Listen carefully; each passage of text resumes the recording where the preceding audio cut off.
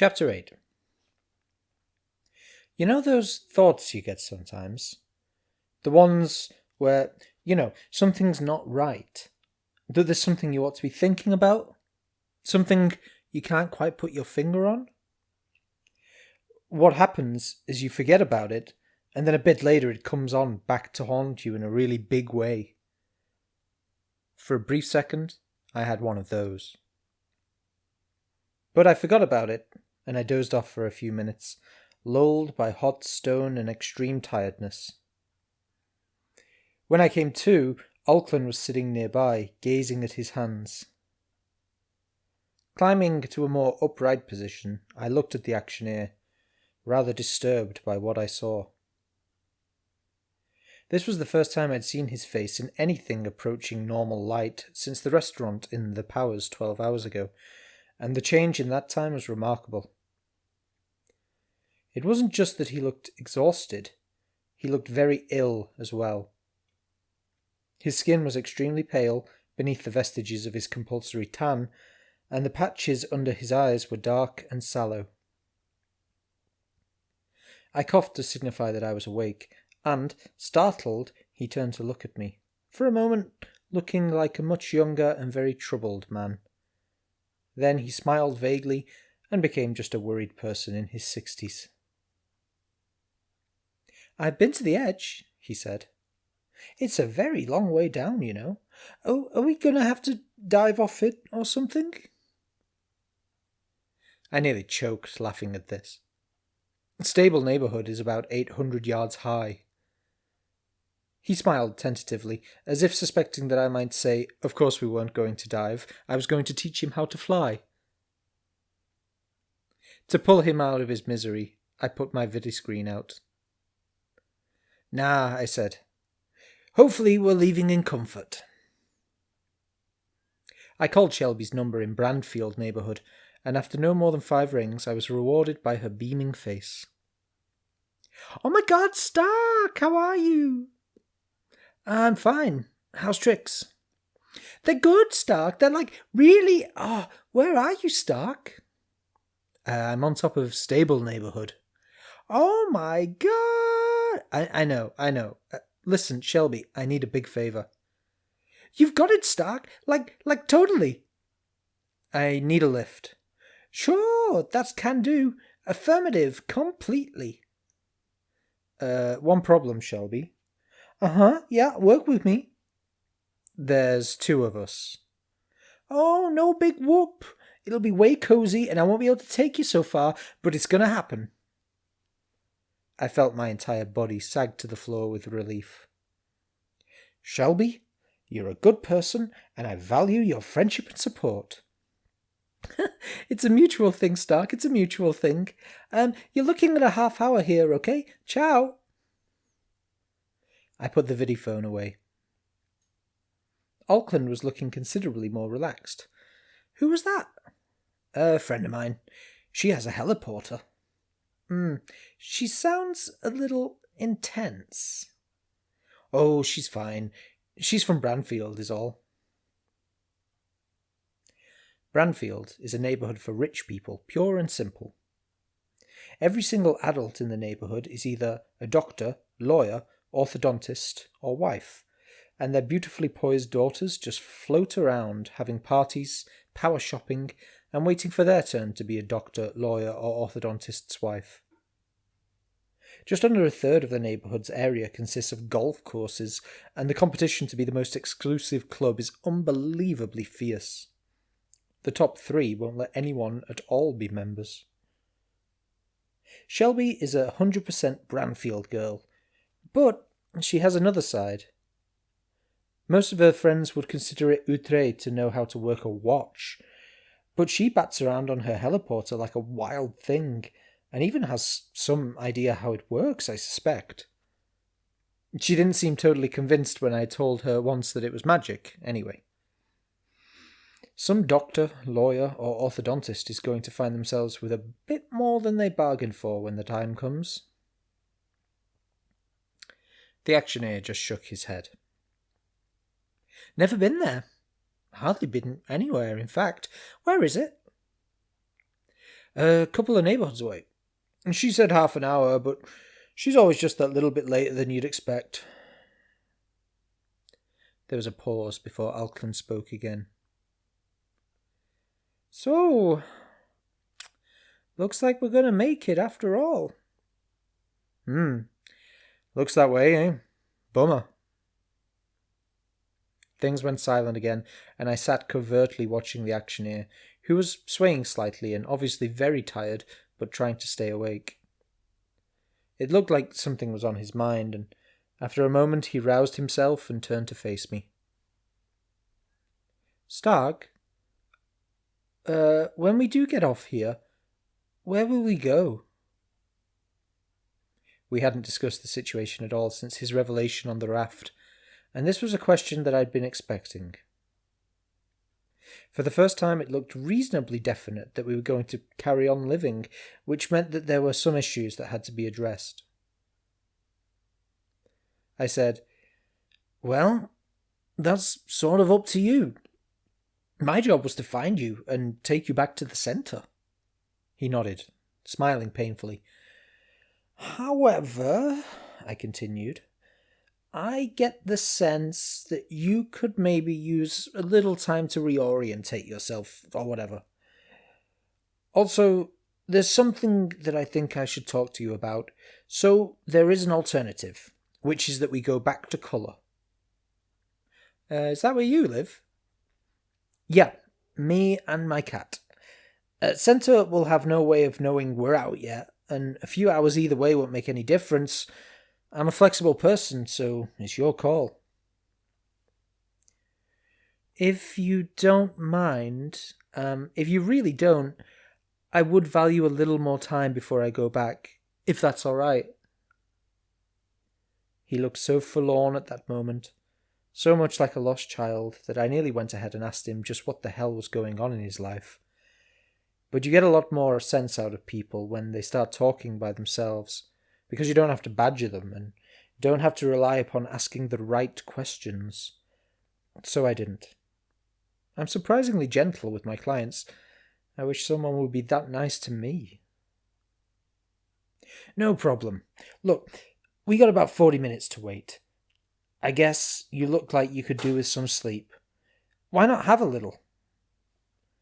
Yeah, sleep is something I certainly do need. I don't think it's gonna come, but I'll try. Good. It struck me again how pale he looked, how owl-like his tired eyes were. Don't worry, I won't leave without you. He lay back on the stone, using his jacket as a pillow, and in under a minute was away. I lit another cigarette and stared up into the sky, waiting for the cavalry, considering the situation. It wasn't at all clear what was going to happen when we got back to colour. I was supposed to be taking Alclin back to the centre. That was the job I'd been given, and to some guys that had been the job that they were going to finish. But the fact that Alclin hadn't been snatched at all, that he made his own way here, that changed things a little bit for me. I don't work for money, you see. I do what I want to do, or what's interesting, or what seems to be the right thing to do. That's what makes me good at this life. I follow my instincts, and generally they lead me in the right direction. Someone is usually grateful to me at the end of a job. It's just not always the people who asked me to do it in the first place. Somebody wins, somebody loses, and sometimes I get to choose which is which. The only person who never stands a chance of winning is myself, because there can be no victory for me, only more future battles. Sometimes I wish that weren't so, but that's the way it is. As it turned out, Shelby was actually on time for once in her life, which was a damn good thing for us. She was a little early, but not a moment too soon. As Alclin slept, I got up and walked over to the edge to have a look at myself. The view from there was, well, a view, really, and then some. The highest wall in the city is around Babel neighbourhood, but that's a different sort of thing and it's a long way away. Babel is only 300 yards across in either direction, but it's over a mile high. It's where people who love living in high buildings go to hang out. Some floors are offices, some residential, some hotels, some are leisure complexes. There's a 6-story high park, and they have the most can-do elevators in the world. Stable is probably next on that scale. We were on the Royale side, and way down below was that twisted scrap heap glinting in the sun. Beyond Royale was the much lower roof of red, and then, slightly higher, the roof of the centre. Beyond, but hidden in the distance, was colour. To my left was FNAF, and to the right, Natsai, and then a few neighbourhoods away was Turn. Shelby would be flying in from behind me, travelling from Branfield over first Yo and then Granger neighbourhoods. But that's enough of Geography 101 already, you may be saying. You should be impressed. A lot of people only visit 3 or 4 neighbourhoods in their whole lives. I can't understand that, but it's true. The sky all around me was empty. Heliports were a fad that died over 100 years ago. Shelby's is an antique, passed down the family and never used until she came along. Travel to other planets has almost ground to a halt as well, and the people out there have gone pretty much the same way as down here. I guess there's not that same need to search anymore. Somewhere there'll be a place that's right for you, and so you go there and you stay. The majority remain in neighbourhoods where they were born. In fact, they're so distinct now, so specialised, that if you grow up in one, nowhere else ever feels comfortable.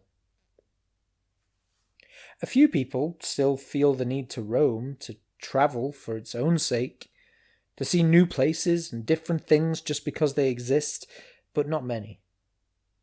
If you've found the best, why try the rest? Most have found their own customised pasture by now, and they graze. But I don't. I guess I'm never going to feel at home wherever I am. I stood looking out for a good 15 minutes. You don't often get a chance to see something like this, and I was storing it up.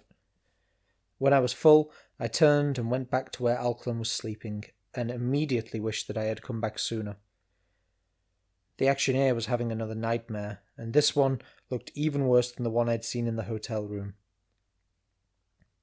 When we were back in colour, I was going to have to do a little probing of Alclan for his own sake. I didn't have to have him around to do it, but it would be easier that way. I knew from experience that it's not a good idea to wake someone forcibly from that kind of dream if you can help it. So I sat close to him, and lit a cigarette, and held it where the smoke would drift close to his twitching face. It was sitting in that position that I heard the sound. It was only a small noise, but it was pretty quiet sitting up there on top of the world, and it jolted me to my feet and over to the hole immediately. The sound repeated itself, louder this time, and I knew instantly what it was. Swearing vigorously, I grabbed the jacket from under Alclan's head and spread it over the hole, trying to replicate the effect that a grill would have on the light below. The other device I'd brought with me I put in the centre of the jacket. Alclan hadn't really woken up, so I prodded him, and he came to eventually. For a moment he just stared around, wild-eyed, still wherever he had been in his dream. Then he began to reorientate. What's the matter? Police, again. The noises I'd heard were the dull puffs of sneezes. They're in that rain room. It's the same two who came to the hotel, but I'm gonna bet they've got colleagues with them this time. Oh dear, said Alclan, flustering to his feet. How long until your friend arrives? It was only 25 minutes since I'd called, which meant at least another 15 by my reckoning. Long enough. I think we should move away from this hole. Quickly. I took Alclan's arm and led him across the roof, moving as quickly as possible. Either some piece of debris from the raft must have clogged the conduit and triggered an alarm, or they were just being thorough in an inspired way. I hoped it was the latter. If they actually knew that we'd come up here, then as soon as they established that we weren't in that rain room, there was only one place we could be. As we ran, I scanned the sky for signs of the heliporter, but there weren't any yet. "This isn't good, is it?" "No," I replied. "They'll have security police with them this time, and they'll shoot to kill. There's no one up here to see, and there's nowhere for us to run." For a moment I remembered my thoughts on hiding at the beach the night before, and smiled ruefully to myself. Then, amazingly, I saw a faint dot in the sky, heading our way over Granger neighbourhood. The cavalry was actually going to arrive more or less on schedule for once. Seconds later, I heard a very faint yelp behind us. "Bollocks!" I observed, urging Alkland to move even faster. "They found the chute we came up." The heliporter was now a small shape in the distance, and getting closer all the time, the tinny buzz of its engine increasingly audible. I felt hopeful for a moment, and then I glanced back to see that a head was poking out of the hole back there. "I see them!" cried the man, and as he scrambled to get out, I saw that he was dressed entirely in dark blue. I knew from Sned that this meant security police, and my heart sank. "Okay, we have to run like hell now," I told Alkland. "Righto," he gasped, and actually started moving a little bit quicker. All those hours spent sitting in a bathing costume must have done him good. I could still keep up with him while running backwards to keep an eye on developments, but at least he wasn't crawling. We had a couple of 100 yards head start on them, and it takes a bloody good shot to fire accurately when you're running. The bad news was that the heliporter was still a good half-mile away, and that now there were 5 men dressed in blue on the roof, all running our way and moving much quicker than we were. That meant the device had failed, which was terrible news. It was a lethargy bomb, which would have increased our chances massively. Then I noticed the 2 stalwart cops crawling out onto the roof, and saw that it had worked after all. Those 2 guys could have been run over by a glacier. So why the hell were the boys in blue still on form? Maybe the first 2 cops had been given the job of going up the well, and had caught the brunt. Also, I realised they still had flu. I was glad I wasn't them. They must be feeling pretty awful. On the other hand, they were in a rather better position than we were. The security police were now gaining ground, and seconds later the first shot banged off the ground about 5 yards to the side of us. "Oh dear," panted Alkland. "Things are actually getting worse." "Yeah, hard to believe, isn't it?"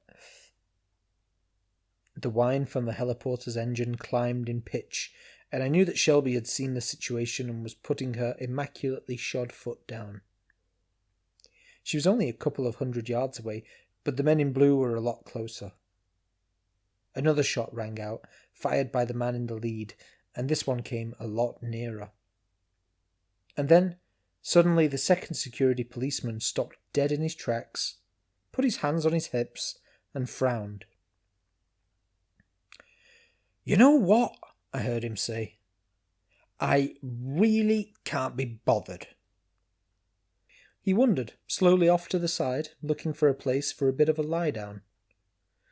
A moment later, the one at the back of the pack said, "Nah, me neither. Sod this," and went off to join him. The bomb had worked, but these were geared-up professionals, and the effects were weaker and taking longer to get hold. The heliporter was now within 100 yards, and Shelby was banking hard to come straight at us. A shot whined past my head, and I realised that the time had come to stop running. "You go on!" I yelled at Alkland. "I'll catch you up!" He hesitated for a moment, and then ploughed on. I pulled my gun out and quickly flicked it back to maximum intensity as another one of the police skidded to a halt, stretched, and sat down. Still trotting backwards, I levelled the gun and fired. Shooting accurately while running backwards is a bit of an acquired skill, and the first shell went wild.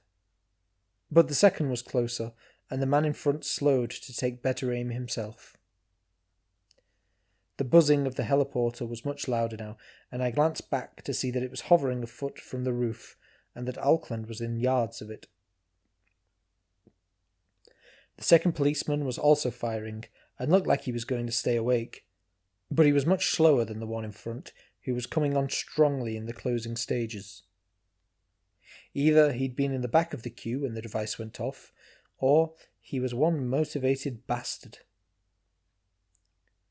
He fired again, and I came closer than ever to losing my head. When I reached the heliporter, Auckland was already perched on the passenger seat. Heliporters are basically just a rotor unit with a stick that hangs down and a stick at right angles to that with a seat on either side. I was going to have to sling one leg either side of the centre pole and hang on. But before that, I had to do something about that first policeman. He was still coming, now firing at the heliporter instead of me. If he hit it, we were stuffed. I don't like this kind of thing, but if it has to be done, I just do it. I had a clear shot to the guy's chest, and I took it. The shell hit him square between the lungs and took his torso apart. As he toppled backwards, his face looked alarmed and pissed off. I'm not very surprised. It was the only chest he'd got. Things were going to be very different for him from now on. I ran the last few steps and jumped on. Shelby did the aerial equivalent of a wheel spin, and the heliporter jumped straight into the air. A bullet from the last policeman's gun zipped neatly underneath us. "Full speed ahead, Shelby," I gasped. "Like, totally," she said. The ride back to colour, buzzing back to freedom through the early morning sun, high above the neighbourhoods, and leaving stable far behind, will live long in my memory as one of the most straightforwardly positive things in my life. The first 100 metres were kind of intense. Shelby slammed the heliporter into maximum thrust, and the acceleration would have toppled Auckland backwards off his perch if I hadn't been hanging on to him. I was clinging on pretty precariously myself, wrapped around the centre stick with a leg on either side, the bullets zipping past us from the last policeman's gun, adding a certain something to the experience. Pretty soon we were out of range, though, and when we looked back to see the policeman sitting lethargically down on the roof and taking out a book, we knew we were clear. Shelby had pulled off a rescue that professional friends of mine would have been proud of, and Auckland and I had escaped from certain death. The first people in over 50 years to get into stable and come out again without being caught.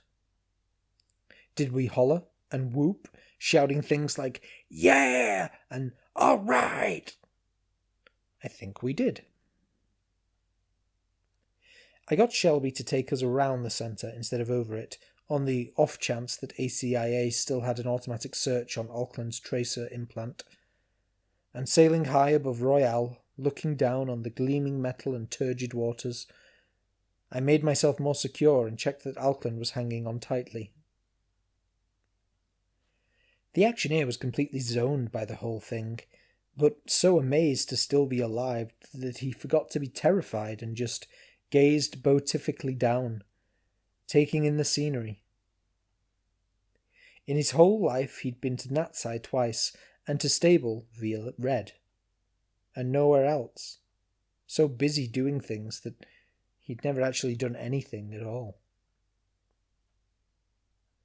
Feeling like a parent who is happy to see his child enjoying something special, I turned and looked at Shelby, who was immaculate in designer jeans, designer white blouse, designer red sweater, and designer pearls.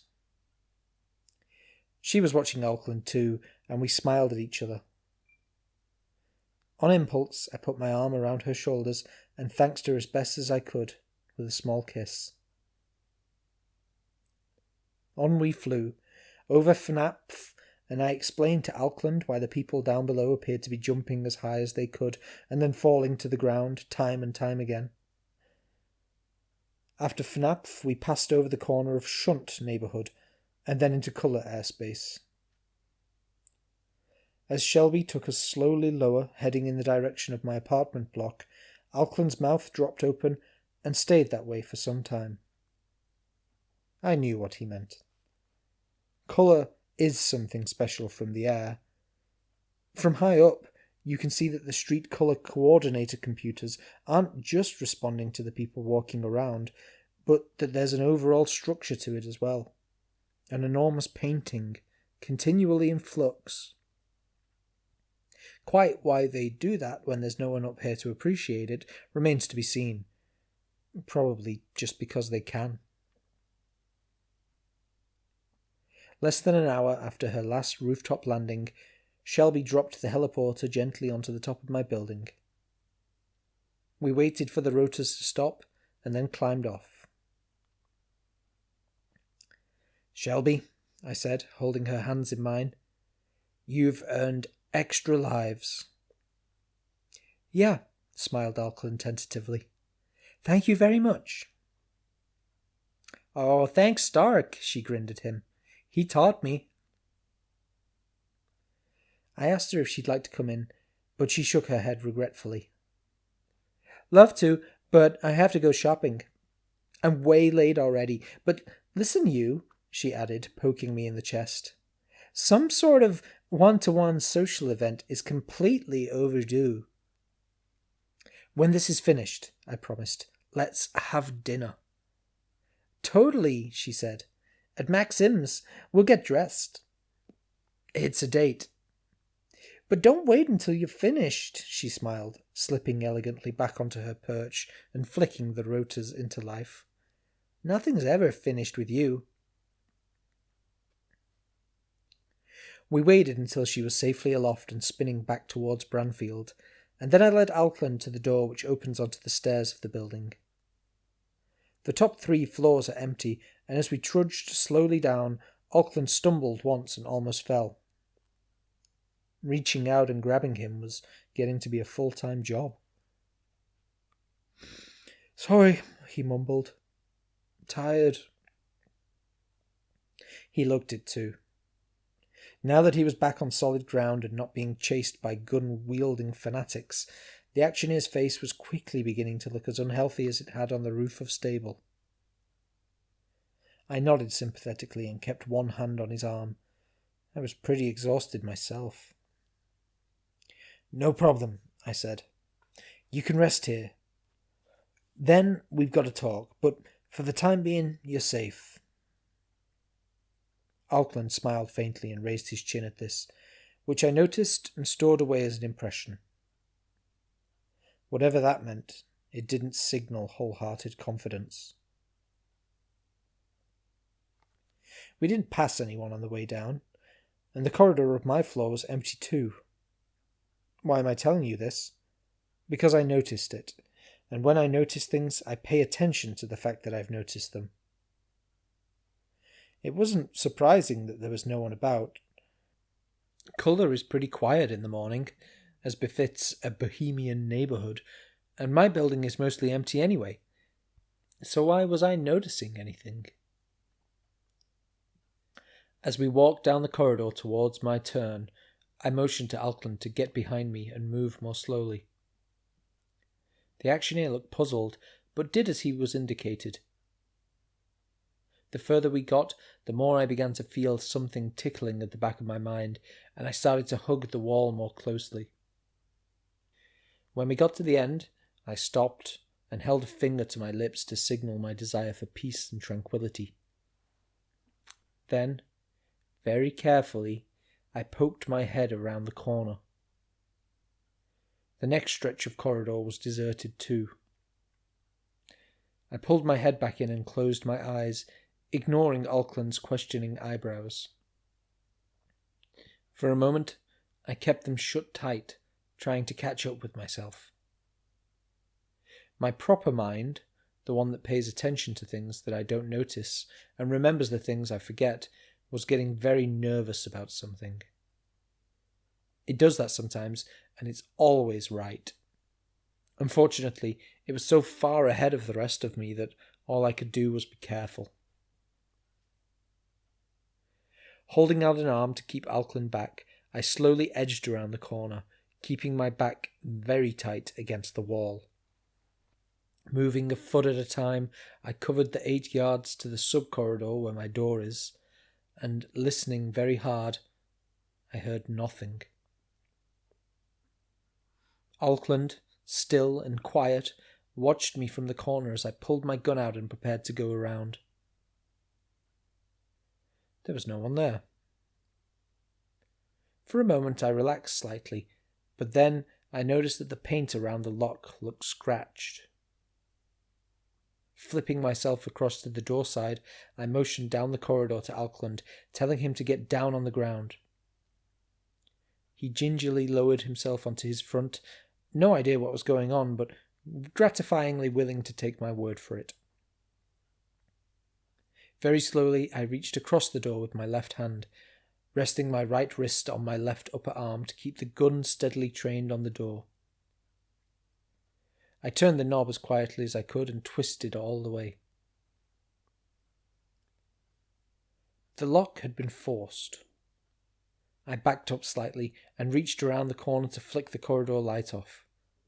If it was dark inside the apartment, I didn't want a sudden shaft of light to give me away.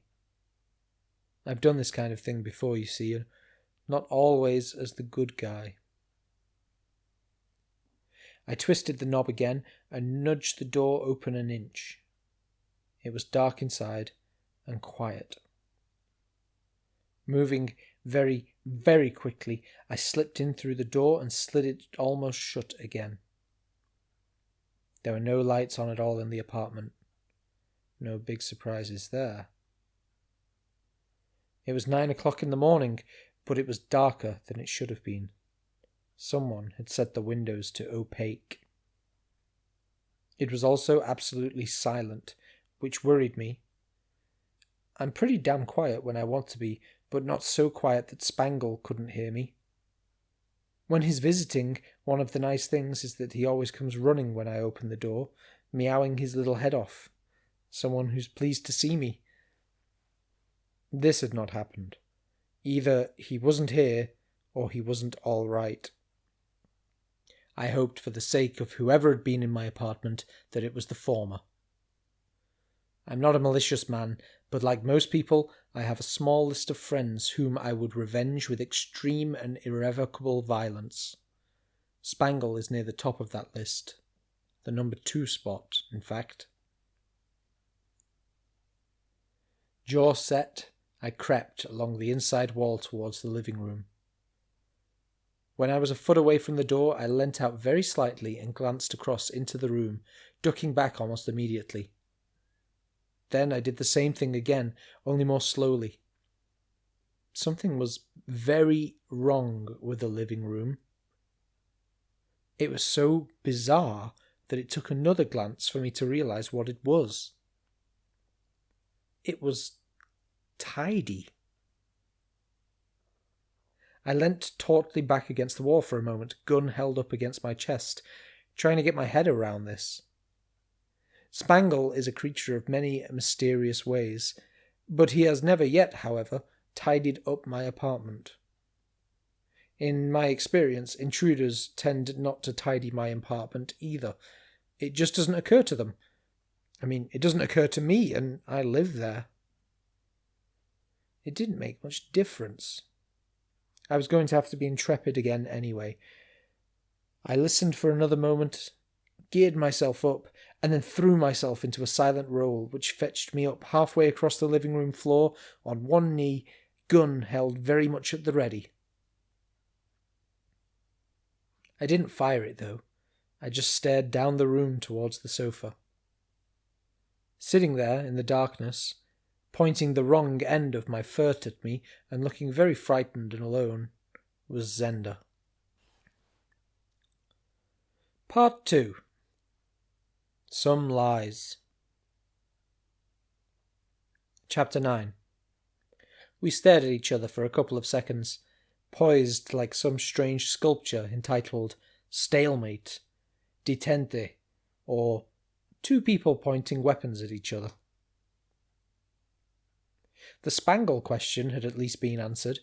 He was sitting between me and the sofa, looking for all the world as if he was guarding the person on it against intruders, and knowing him, that's probably exactly what he was doing. I tried very hard to find a manageable way of phrasing the other question on my mind, a way that involved no bad language and was at least reasonably cool, but I drew a blank. Instead, I slowly lowered my gun. "Zenda, are you all right?" She dropped her gun and looked very, very pleased to see me. Then she nodded quickly twice and burst into tears. Spangle slipped aside to let me move over on my knees to the sofa, and when I was there I opened my arms and she pulled me to her.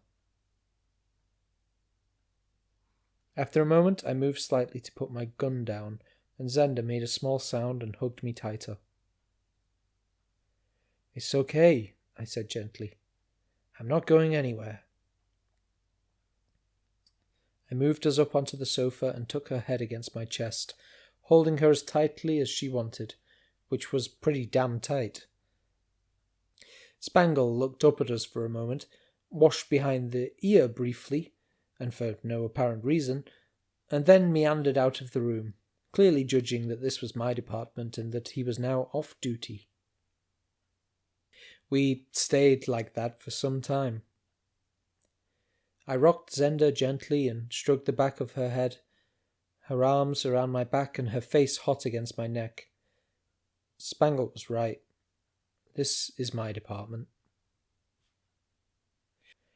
I haven't told you everything about Zenda yet, and what I have may not be the truth. For the time being, just this. I'm the only person who knows the girl who lives inside the centre's under supervisor of really hustling things along. The only person who's ever allowed to see her.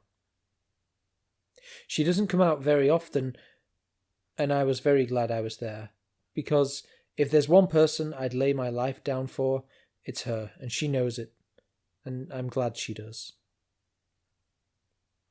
A few minutes later she was sitting upright beside me, red-eyed but calming. I didn't ask her any questions. I never do. I know she'll answer them when she's ready. After a while, she breathed out heavily and smiled, looking up at me. "I got your message," she said. Things were looking a bit intense at the time. There was a tiny cough from the doorway, and we disengaged to see that Auckland was standing there, somewhat diffidently in the darkness. Sorry to intrude," he said, "but can I assume this means everything is all right?"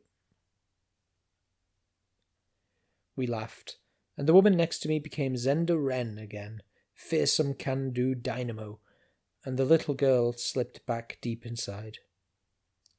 But hidden between us, she kept one of my fingers held tightly in her hand, as a reminder that she'd been there. Spangle wandered into the room from behind Auckland, following one of those weird curved paths that only cats can see. "Is this your cat?" asked Auckland, taking a tentative step into the room. "Yep, that's Spangle." "He came and fetched me. I was lying face down in the corridor wondering what's happening, and then suddenly there was a cat on my head. I got up and he shepherded me in." The actioneer bent and tickled Spangle behind the ear. "He must be a very clever cat." "Oh, that's nothing," I said, looking at Zenda. "He even tidied up the apartment." She grinned sheepishly, gripping my finger even tighter, and for a moment all I wanted to do was hold her and tell her the thing I've never said. But I didn't. The time for that passed long ago, and that was my fault. This is Zenda Wren, I said to Alkland. She's from the centre too. Very pleased to meet you, said Alkland, coming forward to shake her hand. She had to let go of my finger to do so, which hurt, but I knew it had to happen sooner or later. It was time to move on, to sort things out, get on to the next bit. Somehow it always is. Which department? Said Alkland. Doing things especially quickly, replied Zenda. Under supervisor of really hustling things along.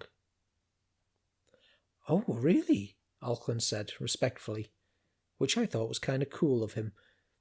Zenda is pretty senior, but Alkland was about 20 grades higher still in the centre's core department.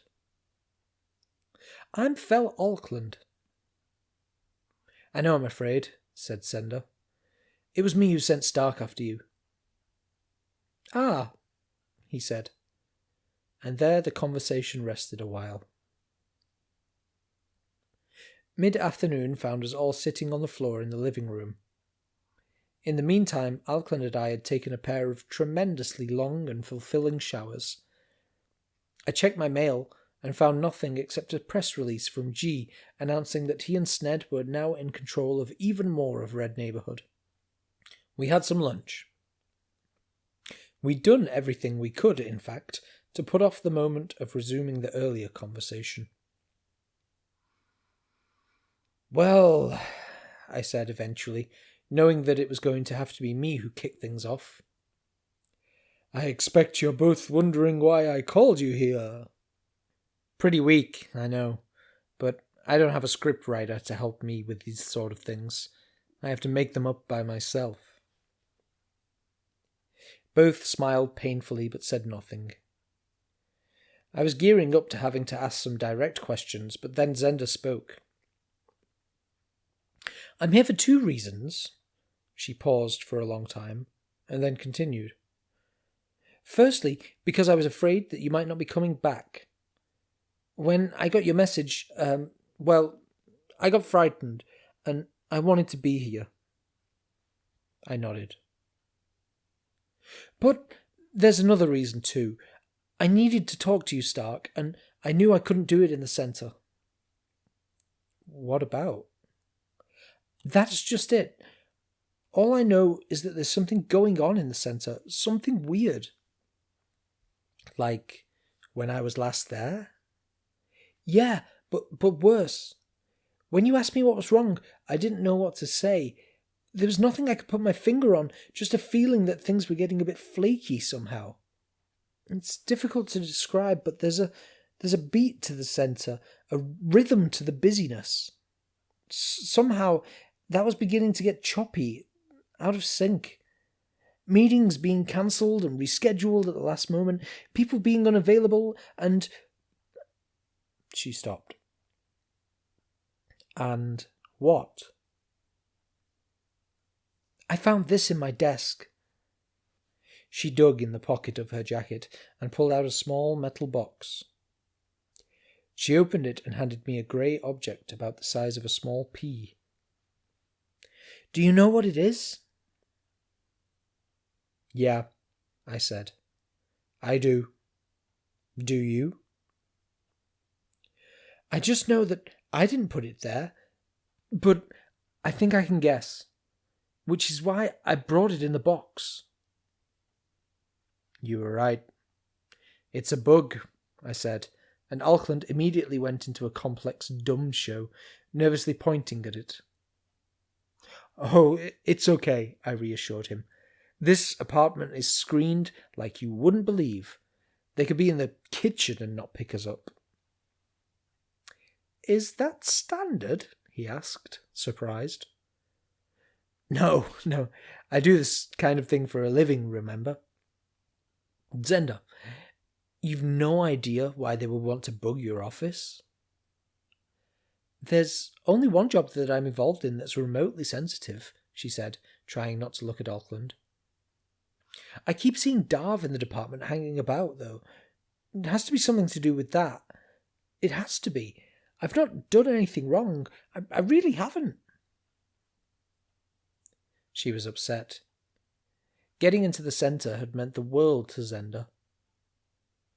I thought for a moment, and then I got up and went to my desk where I keep my important bits and pieces. That way they don't just get lost whenever the grav bender goes wonky. They just get lost because I forget where I've put them for safekeeping. I located my bug anally and eventually put it on the desk, and then dropped the bug into it. "Well, hi there, Stark. Long time no see," the bug anally talks, unfortunately. "Hi, Bug. What can you tell me?" "TXX77I audio surveillance device, hardware version 4.5, firmware 3.4, software 5.1. Yeah, okay. Anything else?" "It's very small." "Bug." "I'm joking, of course. Well, oh, that's weird." "What is?" "Actually, it's not 5.1, it's 5.1.3. I sighed. The bug anally wasn't a part payment, as it happens, but it might just as well have been. "Gripping stuff, this," said Zenda. "It's very interesting, actually," snapped Bug. "Why?" I asked, trying to sound patient. "Well, I'm not going to tell you now." "Bug." "No, it's obviously so boring, I won't take up any more of your time." "Tell us." "No." "Bug, tell me, or I'll throw you out of the fucking window." "You wouldn't." "Try me." "Oh, alright. The software for this device has been customized. It doesn't transmit back to ACIA, it sends signals direct to a government department. That is very unusual, very, very unusual. Really, incredibly unusual." Yeah, okay. "You want to know which department?" asked Bug smugly. "Doing things especially quickly?" There was a brief pause. "If you knew all along," the little machine shouted, "then why give me such a hard time?" "Someone in my own department's been bugging me?" Zenda whispered, bewildered. "I don't have to stand for this kind of thing, you know," ranted the Buganali, unheeded. "I suspect," I said, turning to face Zenda and Alkland, "that there's a little flashing box somewhere on the top floor, in C's office, at a wild guess. You've not done anything wrong, Zenda. This is a very specific piece of surveillance." "I could have been anything. I could have been my own machine." "But why?" asked Zenda plaintively. "What's the big issue? And now that I think of it, why are you two here and not back at the centre?" "I could have been a contender." "Bug," I said, rounding on it, "will you please shut up?" "Make me." "Belled up, machine," yelled Zenda, "or I'll throw you out of the window." "Oh, great, that's real motivational management for you, isn't it?" muttered the Buganali. "If that's how you run your department, I'm not surprised they're bugging you." "Right!" shouted Zenda, stepping purposefully towards the desk. "I didn't mean it! Stark, help!" I reached out and swept the machine back into the drawer and closed it. "I think, perhaps, it's time we all had a nice chat," I said, looking at Alkland. He dropped his eyes, but then nodded, and I noticed that the improvement brought about by the shower had been temporary. He looked awful. "Stark," said a muffled voice from the drawer. "Yeah?" "You forgot your bug." I opened the drawer and the machine spat the device up into the air. I fumbled the catch and had to pick it up off the floor, but I calmly shut the drawer on the machine's tiny cackling. I'm saving up throwing the little bastard out of the window for when I really need a good boost.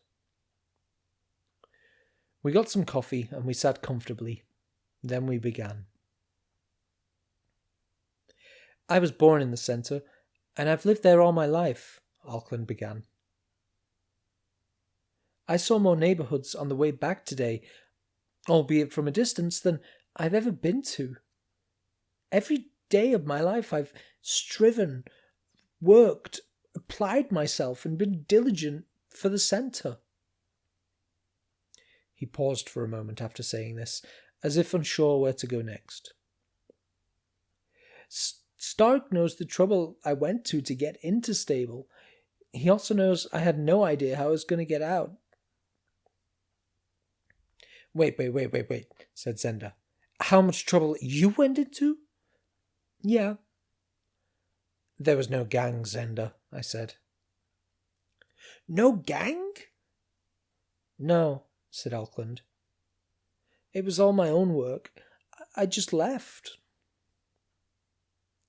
Zenda looked absolutely stunned. People don't just leave the centre. If you spent your whole life fighting to keep ahead of the people who want to take your place, you don't just leave. Someone else will be sitting in your desk before you've been gone 5 minutes. A whole lot of actioneers actually sleep in their desks to make sure that no one sneaks in there during the night. Auckland read her thoughts. Inconceivable to you, I know, and to just about every other actioneer. So I was kidnapped. That was the only explanation that made sense, and that's what everybody believed. Almost everyone, I suggested. I don't know what it is about conversations like these, but they make everyone sit forward in their chair and speak in compact sentences. Yeah, he sighed. There are those who will have known from the start that I wasn't kidnapped. And you were given this thing to do, Zenda, by one of them. C knew that I'd gone by myself, and he knew why too. Wait a minute, said Zenda. C knew you hadn't been kidnapped? Then why did he tell me you had been? Why did he put me on the case? Because he didn't know where I was, and he wanted me found. The simplest thing to do was say I'd been kidnapped. That way it'd be easy to motivate people to go out and find me. It did occur to me to wonder, I said, exactly why anyone would kidnap a senior actioneer. What was it that the centre would have that could be made worth someone's while? Nothing came to mind, but I just assumed I hadn't thought about it long enough. But C could have just told me that you'd left, Zenda said angrily. Why wouldn't he trust me? It wouldn't have made any difference to me. I'd do my job. If someone needed finding, I would have found them. Because you might have asked questions. Look at the way you reacted when I'd told you now that I'd left. You might not have asked C what the issue was, but you would have thought it strange all the same. You've noticed something odd at the centre as it is, and you'd have noticed a lot sooner if you'd been looking for it. The actioneer ground to a halt again, and I decided that it was time for some focused discussion, some agenda building. The day was wearing on, and I didn't know what excuse Zenda had for being out of the centre, but it wouldn't last forever. Okay, I said. There are 3 questions that need answering. Why did you leave? Why are they looking for you? Quickly, Auckland. I didn't like pushing the older man because he looked so ill, and I knew he was very much on edge, but on the other hand, I had to do it because of precisely those same things. It was nearly 5 hours since we'd left the roof, and it was already getting dark outside. If I wasn't going to complete the job that I was asked to do, I needed to know what else was going to happen, and soon. That's only 2 questions, said a muffled voice from the drawer. Shut up and turn yourself off, I suggested. In whatever order. What is the 3rd question? Asked Auckland. Later, I said. He hasn't thought of one yet, chipped in the bug Annalie.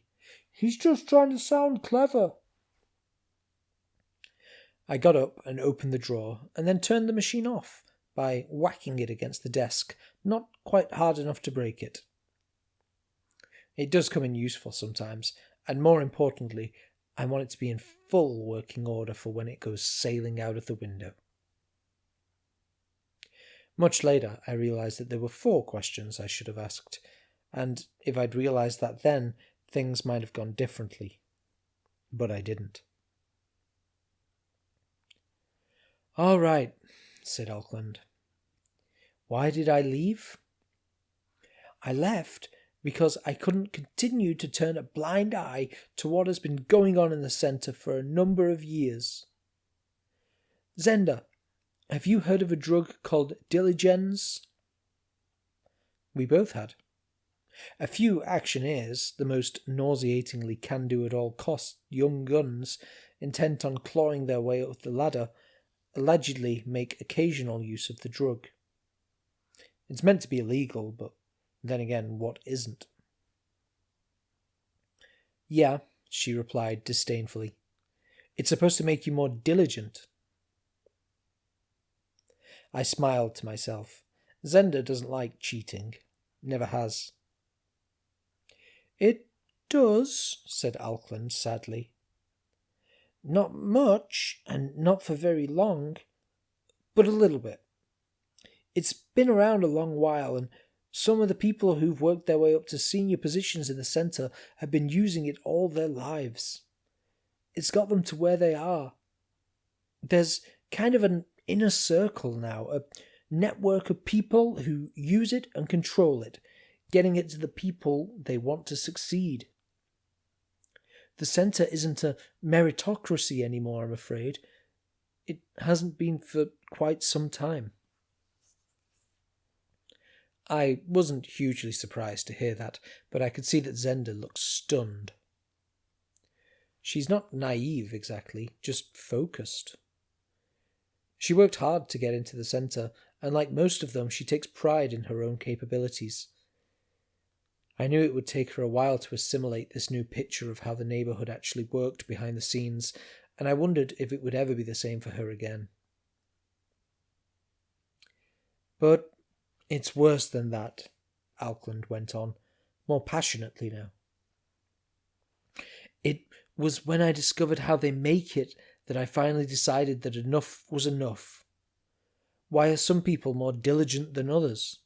What makes some people desperate to succeed? It's in the mind partly, but it's also physiological.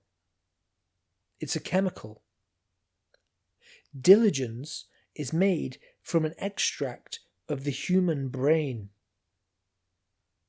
Zenda breathed in sharply at this, and I was mildly shocked too. Not very, but a bit. Like I said, I've seen some harsh things. "It's always been said that the drug is brought in from red, but that's not true. The extract is brought in from the outside, but the drug is manufactured in the centre." "Where do they get the extract?" "Stable." I put a tick against a question earlier filed for later consideration. "Hence the stable's authorities' purchasing power for computers and extreme technology." Zenda was aghast. "They're taking stuff out of people's brains?" "The process is quite straightforward and does the donor no physical harm. It just leaves them, well, rather less diligent than they were before, more placid." "Which is," I added, "perfect for the authorities." "Exactly. A truly symbiotic arrangement for those in power. A diligence transplant. Those who don't want their people to have it sell it to those who do. It's perfect."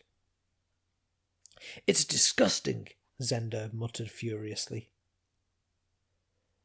"But now The engineers have made a new advance. Diligence 2. More powerful. Works for much longer and requires a slightly different type of extract.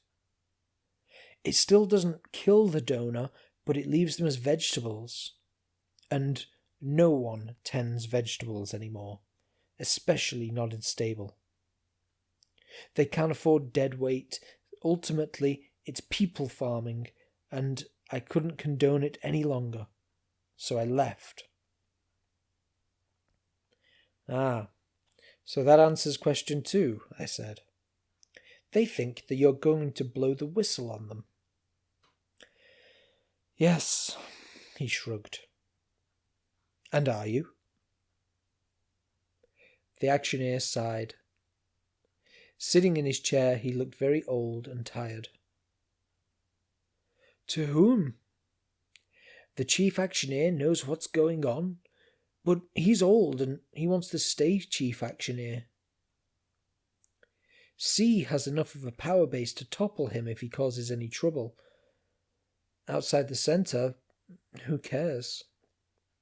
No one has any authority over the centre or anyone else.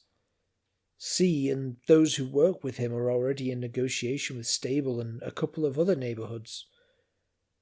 There's no point going to Stable or Shan or Ideal because the authorities there know what's going on. They're part of it. Ideal, shouted Zenda. Ideal a part of this? No, no, no. I tried to calm Zenda, but it didn't do very well. I was furious myself. I've seen a lot of neighbourhoods, and I've been around, but Idyll is a special place for a variety of reasons. It's not like anywhere else. Idyll is an old neighbourhood, where people come and go quietly and peacefully. They don't care about anyone else, and they have no argument with anyone. They just want to be left alone and be kind and gentle with each other. I know that sounds kind of weird, but it works for them. Not yet, said Alkland quickly. So far the centre has just used Stable and Shan, but Diligence 2 will need more donors, and Idyll is in danger of falling apart financially. I've never been there, and I hear it's very nice, but... Very nice? Zenda yelled. It's my home. It's where I grew up. It's... Stark, tell him. It's not supporting itself any longer, Alkland finished for her. Centre is threatening to call in equipment loans it negotiated for them through Natsai. Idyll will fall apart if they do. They don't have any choice. Zenda sat seething for a few moments. I waited. I knew what was coming. I'd suspected for a while, pretty much since I'd discovered there was no gang, that something like this was lumbering over the horizon towards me. I don't look for jobs. They come and find me, and that's why my life is such a rich pageant of strikingly grief-laden events. Zenda turned to me eventually, as I knew she would. Yes, they do. They do now. I looked at her and smiled. Like I said, sometimes I get to choose, sometimes I don't. The odd thing is that fighting for the right side never feels like a choice. You choose to do the bad things in your life. The good ones come and drag you along with them.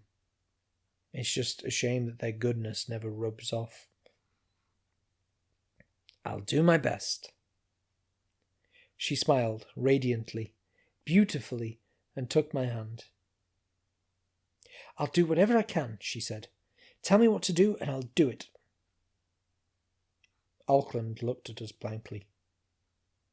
What are you talking about? We're talking about stopping this. The actioneer shook his head hopelessly. You can't. They're powerful and they won't stop at anything. You don't know what you're dealing with.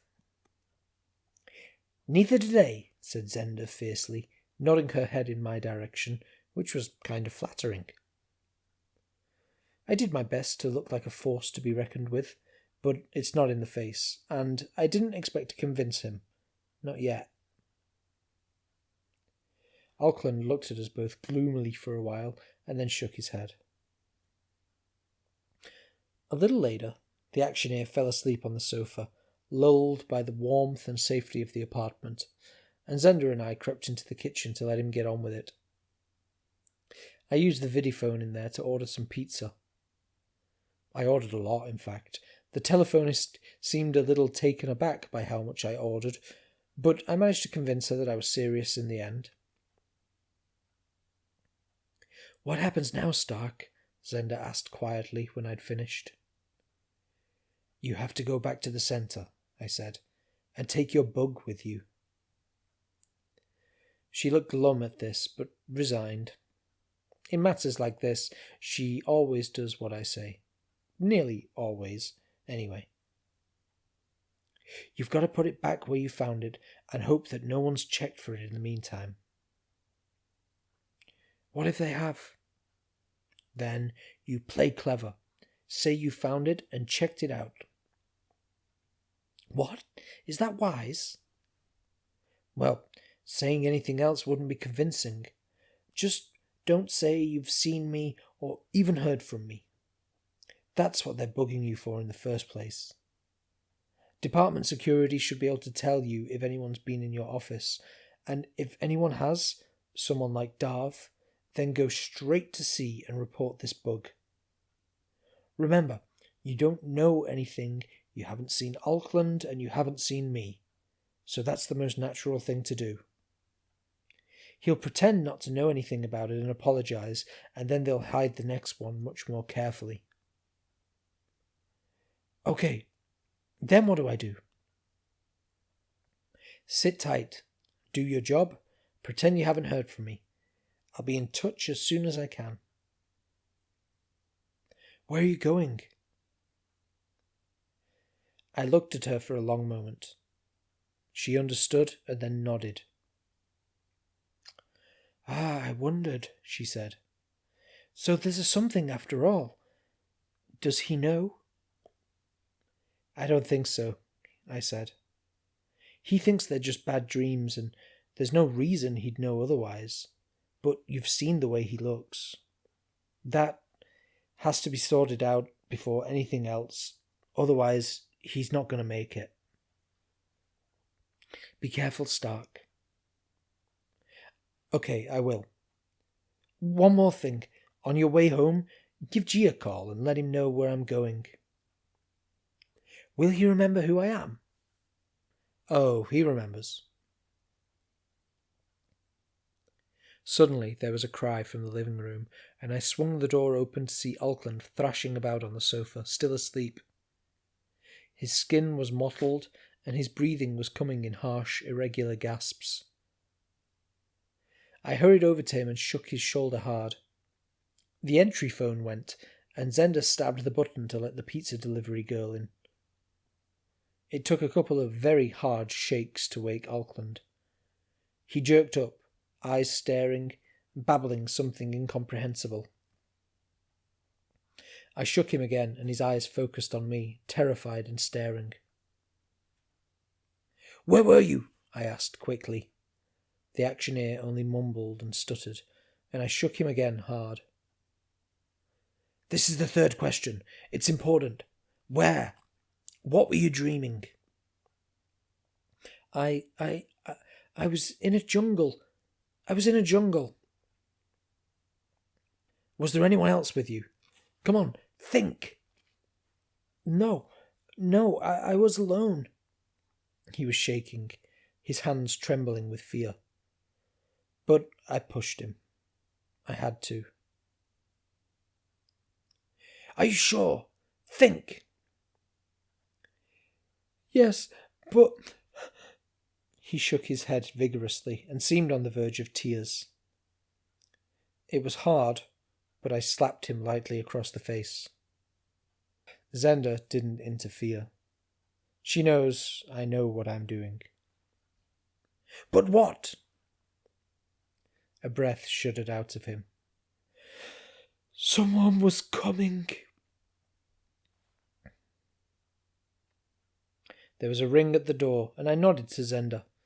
She opened it cautiously, and the pizza delivery girl came in, took an uninterested look at Auckland and me, and headed straight for the kitchen. Zenda came and crouched down by us, doing her best to soothe the actioneer. I don't know what it is about women, but they can do that. They have the technology. Even now, when no one really gives a shit about the difference between men and women anymore, even now that more women work than men, and even now that the sexes have stopped giving each other a hard time all the time, there are differences. Same as there's always been. Men and women are not the same. I'm sorry, but it's true. Auckland calmed marginally, but craned his neck to look towards the kitchen, from which the sounds of culinary clattering were ringing. "Who's she?" he asked querulously. "Pizza girl," I explained. "They come and cook it in your own nuke oven. It only takes a minute and it tastes fantastic. And you're going to eat a lot of it, because straight afterwards, you and I have to go somewhere."